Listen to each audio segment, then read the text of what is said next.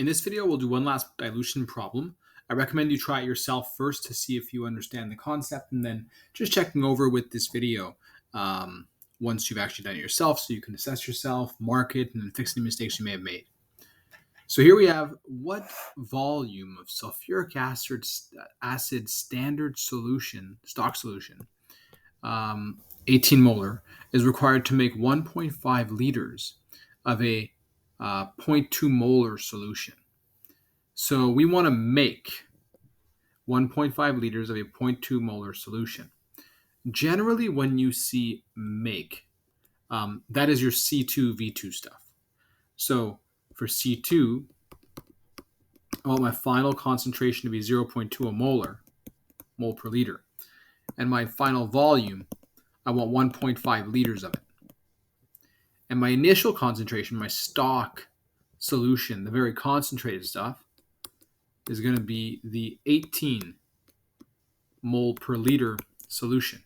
And I want to find out how much should I take of the 18 molar solution to water down to get to 1.5 liters to make 0.20 mole per liters. So I'm looking for V1. That's what I'm looking for there.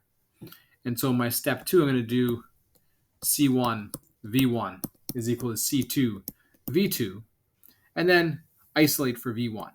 V1 is equal to C2 V2 over C1. And then you can plug everything in, so we get 0.20 moles per liter times 1.5 liters over our C1, which is 18 moles per liter. Cancel out the moles per liter, and you're left with volume in liters, which is what we expect. So 0.2 times 1.5 divided by 18, and we get 0.016666666, and that would be liters. Or you can write it in mils, so times 1,000, and you get 16.6666667 milliliters. And if you want to have the proper number of sig figs, let's see, 2 sig figs, 2 sig figs, 2 sig figs, approximately 17 milliliters. So our therefore statement, therefore 17 milliliters of the stock solution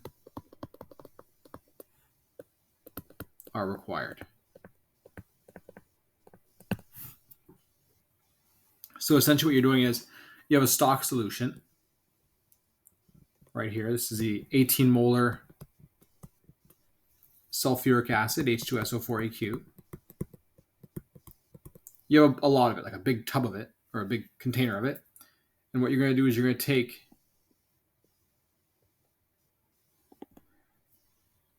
this is a very poor drawing of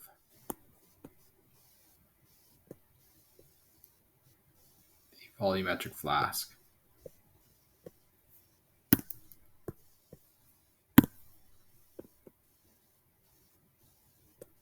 So this is a volumetric flask over here.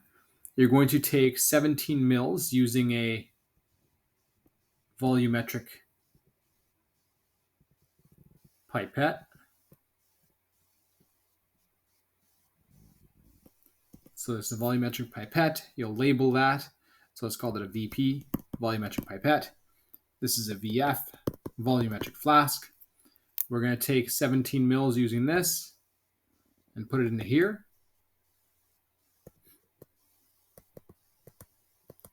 And then you're going to add enough water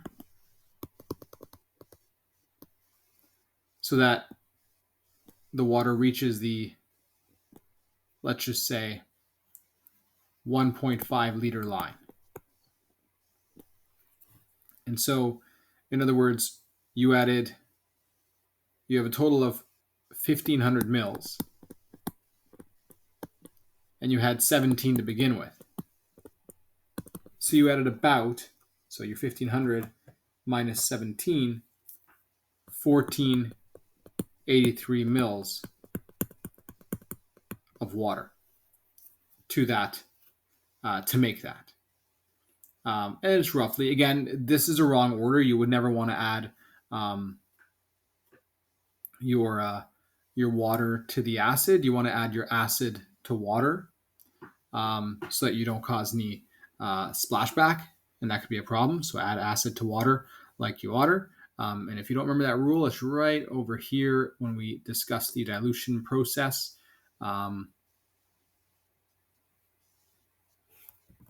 Right here with a little demonstration. So add acid to water like you otter. Let's go to the second part of this question. How much water was added to the stock solution to create that solution? So essentially, we already did that, but I want to show you how we did it in a bit more detail. So again, you'll notice that we had to use, the goal was add 17 mils of stock solution. Actually, I'm going to do this with the unrounded number. So our goal was to add 16.66666667 mils of H2SO4. And we want to put water in. So we want to also add water until volume of 1,500 mils is reached. And so if you have this many mils in your flask already and you want to get to this much, well, you have to add the difference in terms of water. So the volume of water is going to be the final volume, V2, minus the V1. So your final volume, which is V2, minus your V1 is going to be 1,500 mils minus the 16.666666, so on and so forth, 7 mils. And that would get you, so 1,500 minus the 16 point, and we get approximately, or we get 1483.33333 milliliters, or to the correct number of sig figs. So since we're doing a subtraction over here, we want to have 0 decimal places, because that's the addition rule or subtraction, the addition subtraction rule. So simply 1483 milliliters. So therefore, 1483 milliliters of H2O were added to the 17 mils of H2SO4. Again, that's technically incorrect. You would add the acid to the water. So you put in the water first, then you put the acid to fill up the rest of the volume.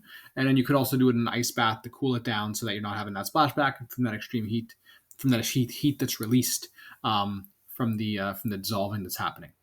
And so that was our little bit of an extension question. It's always good to do some sketching when you're practicing these problems, because the sketching helps to put things into perspective. You understand what the concept is doing, or what the concept is, if you can draw what the concept is. And you might get questions like that where I ask you to do a calculation to illustrate your answer or the process using a drawing.